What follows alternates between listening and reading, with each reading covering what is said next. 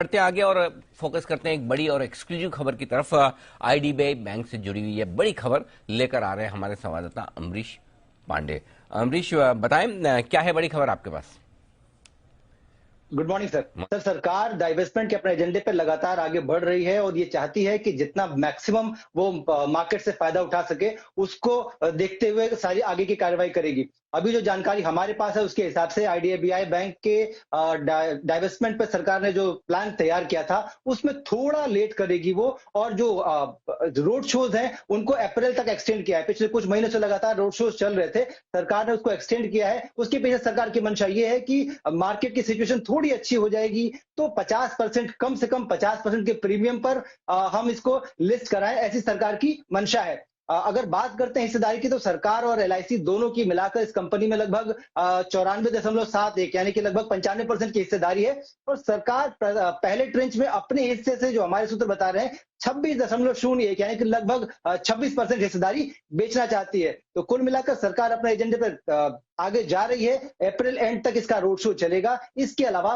मई के एंड तक सरकार इसके लिए ईओआई जारी कर सकती है। तो कुल मिलाकर आईडीबीआई बैंक में सरकार और एलआईसी दोनों अपना हिस्सा बेचेंगे। ये हिस्सा बेचने की प्रक्रिया मई से शुरू हो जाएगी। मई के अंत तक ईओआई जारी होने की उम्मीद है। जी, खबर है आईडीबीआई बैंक के डाइवेस्टमेंट को लेकर, और दो बड़ी चीजें इसमें। एक तो ये कि इस महीने के अंत तक रोड शोज चलेंगे, मार्केटिंग की जाएगी इन्वेस्टर्स की को, और दूसरी बात है कि अब मई के अंत तक ईओआई एक्सप्रेशन ऑफ इंटरेस्ट आ जाएंगे। तो यह है कि अगले 2 महीने, 1.5 महीना रादर, ये बेहद इंपॉर्टेंट होगा आईडीबीआई बैंक के लिए। और जाहिर सी बात है कि आईडीबीआई बैंक को खरीदने के लिए काफी लोग तैयार हैं। बैंक से लाइसेंस आसानी से मिल नहीं रहे, और ये तो नीट एंड क्लीन बैंक है और मुश्किल वाला भी नहीं है। सो आई एम श्योर बहुत सारे कॉर्पोरेट घराने ऐसे हैं जो तैयार है। इसी पर अमरीश कुछ और भी जोड़ना चाहता है। अमरीश, बताइए। सर, इस पूरी खबर में 3 स्टेक होल्डर्स हैं, आईडीबीआई बैंक, एलआईसी और सरकार। इसके लिए एक अपडेट और देना चाहता हूं। सबसे पहले तो ये कि एलआईसी का आईपीओ इस महीने के अंत तक आने की उम्मीद है और मई के पहले हफ्ते में सरकार उसको लिस्ट कराना चाहती है। एक अपडेट तो ये है। दूसरा, सरकार के फ्रंट पे अपडेट ये है कि सरकार डाइवेस्टमेंट और एसेट मोनेटाइजेशन को लेकर आगे बढ़ रही है, जिसके लिए कि गुरुवार यानी कि कल एक बड़ी बैठक बुलाई है जो कि कैबिनेट सेक्रेटरी की अध्यक्षता में होगी। और कैबिनेट सेक्रेटरी की अध्यक्षता में ग्रुप ऑफ सेक्रेटरीज की इस बैठक में 6 लाख करोड़ रुपए के जो एसेट मोनेटाइजेशन है उनको 4 साल में क्या उनका रोड मैप होगा ये तैयार किया जाएगा। और उसमें प्रायोरिटी भी सेट की जाएगी, किन किन सेक्टर्स के लिए पहले एसेट मोनेटाइजेशन करना है और किन का एसेट मोनेटाइजेशन बाद में करना है। तो ये 2 बड़ी अपडेट्स हैं जो कि मैं आपको देना चाहता हूं। जी, तो डाइवेस्टमेंट को लेकर बड़े एक्शन की तैयारी में है।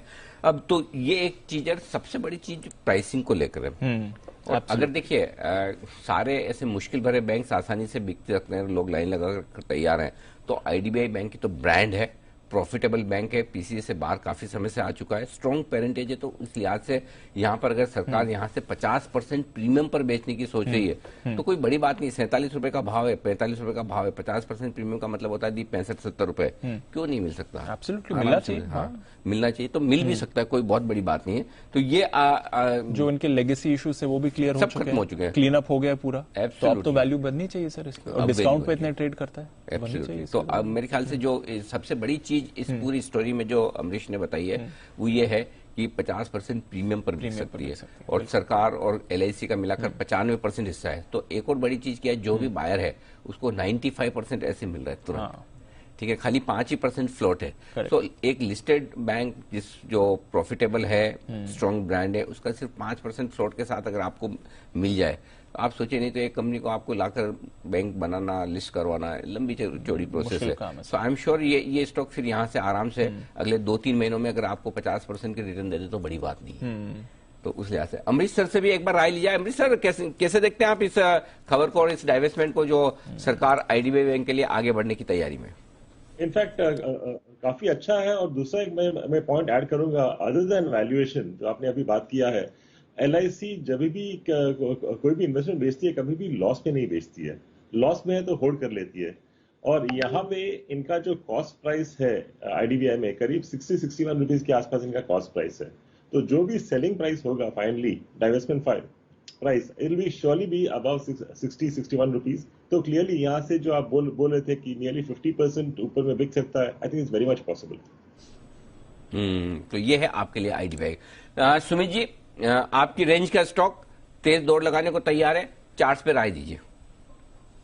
अनिल जी, आईडीबीआई के अंदर कंसोलिडेशन देखने को मिल रहा है। 200 डीएमए के आसपास ये स्टॉक घूम रहा है। स्टॉक का जो नीचे में चार्ट्स के ऊपर सपोर्ट दिखाई दे रहा है वो 40 से 42 के पास है, और ऊपर में जैसे ही 48 से 50 का लेवल टूटेगा तो फिर 55 रुपए से लेकर 58 रुपए तक के लेवल आने वाले दिनों के अंदर आईडीबीआई में देखने को मिल सकते हैं। तो मेरे को लग रहा है जल्दी ये स्टॉक 55 से 58 रुपए तक का मूव दिखाएगा, तो कोई भी डिप आता है तो इसमें खरीदारी कर सकते हैं। ओके, डिप्स में करें खरीदारी, ये है आपके लिए